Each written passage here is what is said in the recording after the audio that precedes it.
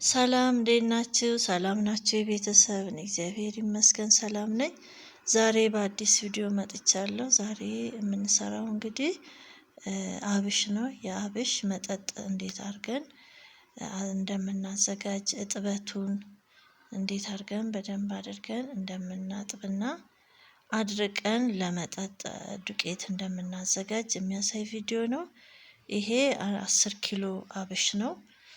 አብሹን በደንብ ከለቀምን ካበጠርን በኋላ በደንብ አድርገን በውሃ በንጹህ ውሃ ዘፍዝፈን እናሳድረዋለን። ይሄ ጠዋት ነው፣ ማታ ዘፍዝፌው ጠዋት ዘፍዝፎ ያደረው አብሽ ማለት ነው። ይሄ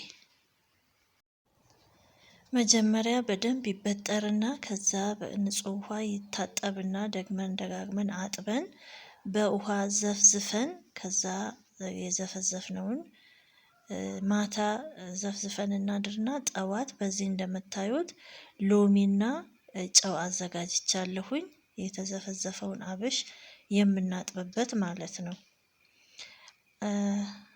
ሎሚውን ቆራርጠን በውሃ እንዘፈዝፈዋለን። ቁርጥርጥ አድርገን በውሃ እንዘፈዝፈዋለን። ጨው አለ፣ ጨው እናዘጋጃለን። እዛ ዘፍዝፈን ያደርነውን አብሽ ያደረበትን ውሃ እናጠለዋለን። መጀመሪያ በደንብ አድርገን እናቀረዋለን። አጥልለን ይሄ ያደረ ውሃ ነው እንዳልኳችሁ። በደንብ ይታጠብና መጀመሪያ ከዛ ውሃውን በንጹህ ውሃ ጨምሬ አሳደርኩት። አብሽ በጣም ወደ ላይ ስለሚመጣ ስለሚያብጥ ውሃውን በደንብ አድርገን ዘለል አድርገን በደንብ ከግማሽ በላይ ውሃውን መጨመር አለብን። ወደ ላይ ሲያብጥ ውሃውን ምጥጥ አድርጎ እንዳያድር ማለት ነው። እላው ላይ ያደረበትን ውሃ ነው ይሄ እንደምታዩት። ከለሩም ተቀይሯል። በደንብ እያጠለልኩ አወጣዋለሁኝ። እኔ በርከት ያለ አብሽ ነው አጥበን የምናዘጋጀው። ምክንያቱም እያሸግን ለተጠቃሚዎች ስለምናቀርብ እንደዚህ በጥራት በጽዳት ነው የምናዘጋጀው።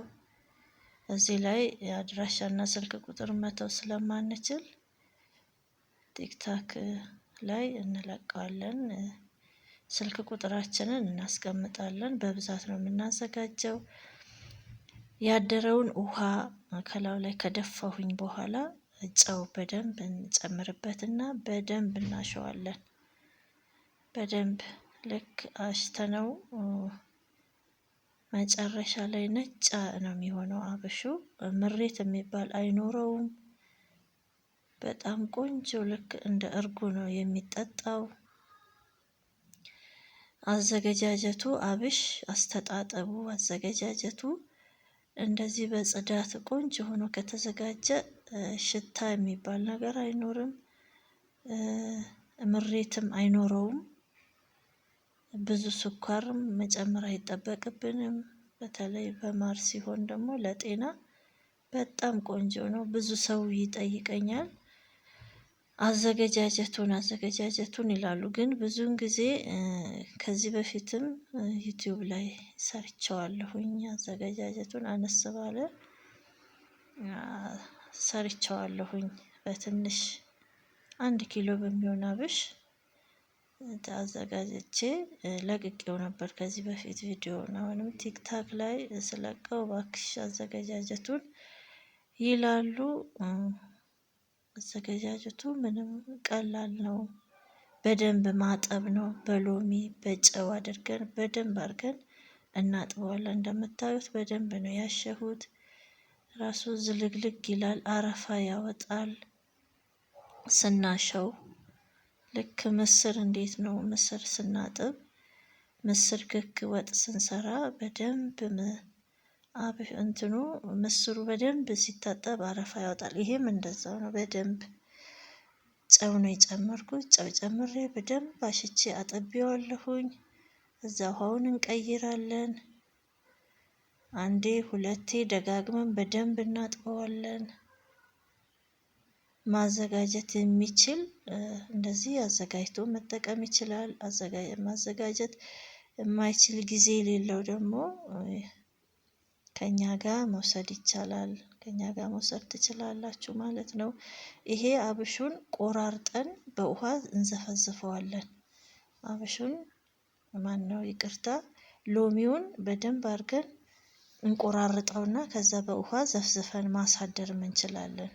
ከዛ በሎሚ ውሃ ደግሞ ለሶስተኛ ጊዜ መጀመሪያ በጨው አጠብነው፣ ከዛ በንጹህ ውሃ አለቀለቅነው። አሁን ደግሞ ሎሚው ተቆራርጦ በውሃ ተዘፍዝፎ ልክ ምዝምዝ አርጎት በሎሚው ውሃ ከነ ሎሚው አንድ ላይ ጨምረን በደንብ እናሸዋለን። ጨውን ጨምረን እንዳሸነው ይሄንንም በደንብ አድርገን እናሸዋለን። ከዛ ውሃ ጨምረን ማለቅለቅ ነው። ያው ብዙ ያደክማል ስራው፣ በጥንቃቄ ነው መስራት ያለብን። በጥንቃቄ ነው የሚሰራው። ስናሰጣው ደግሞ በንጹህ እቃ አዋራ በማይኖርበት ፀሐያማ በሆነ ቀን ቶሎ ስለሚበቅል፣ ቶሎ ስለሚበላሽ፣ ቶሎ ስለሚጠቁር ወዲያውኑ ቶሎ በአንድ ቀን ውስጥ ደርቆ መግባት አለበት። ለምታዩት ከነ ሎሚው ያው ሽታው ራሱ አሁን እንደዚህ ሲታይ ሎሚ ነው የሚሸተው ሲሸተት ማለት ነው። በጣም ቆንጆ ነው። መልኩ ራሱ ነጭ ነው የሚሆነው። በደንብ ታጥቦ ሲያበቃ ነጭ ይሆናል። ትንሽ ሰዓት አቆየዋለሁኝ። ሎሚው ውስጡ እንዳለ ደግሞ ትንሽ ጊዜ አቆየዋለሁኝ እንደዚህ እንደምታዩት።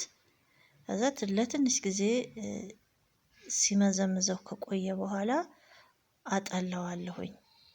ይህንን አጠለውና እንደገና በንጹህ ውሃ 2 3 በንጹህ ውሃ እንደዚህ እንደምታዩት አለቀልቀዋለሁኝ። ንጹህን ውሃ በደንብ ከላዩ ላይ ካጠለልን በኋላ መጠጥ አድርጎ ሲጨርስ በንጹህ እቃ አድርቀን እንደዚህ እንደምታዩት በንጹህ እቃ ላይ አስጥተን በአንድ ቀን ደርቆ መግባት አለበት። እንዳይጠቁርብን፣ እንዳይበቅልብን በአንድ ቀን ውስጥ መድረቅ አለበት። እንደዚህ በአንድ ቀን ውስጥ 10 ኪሎ በአንድ ቀን፣ 10 ኪሎ ደግሞ በአንድ ቀን ቶሎ ቦታ ስለሚፈጅ በአንድ ቀን መድረቅ ስላለበት እየከፈልን አድርቀን ከዛ ይሄ እንደምታዩት የተለቀመ የተበጠረ እንደገና ከደረቀ በኋላ ልቅም አድርገን ንጹህ አድርገን ወፍጮ ቤት ወስደን እናስፈጨዋለን። ብዛት ስለሆነ ትንሽ ደግሞ ለቤት እናንተ የምታዘጋጁ 1 ኪሎ 2 ኪሎ የምታዘጋጁ ከሆነ የደረቅ መፍጫ ካላችሁ በሱ ፈጭታችሁ ደረቅና ንጹህ እቃ ውስጥ አስቀምጣችሁ ብዙ ጊዜ መጠቀም እንችላለን። ማዘጋጀት የማትችሉ ጊዜ የሌላችሁ ደግሞ እንደዚህ የተዘጋጀውን መውሰድ ትችላላችሁ። ላለሁኝ እስካሁን አብራችሁኝ ስለነበራችሁ ከልብ አመሰግናለሁ። እግዚአብሔር ይስጥልኝ። ቻው፣ ደህና ቆዩኝ።